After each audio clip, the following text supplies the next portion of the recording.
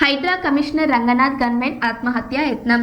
తుపాకీతో కాల్చుకొని ఆత్మహత్యకు యత్నించిన కృష్ణ చైతన్య హయత్ నగర్లోని తన నివాసంలో గన్తో కాల్చుకొని చైతన్య ఆసుపత్రికి తరలింపు. చైతన్య పరిస్థితి విషమం.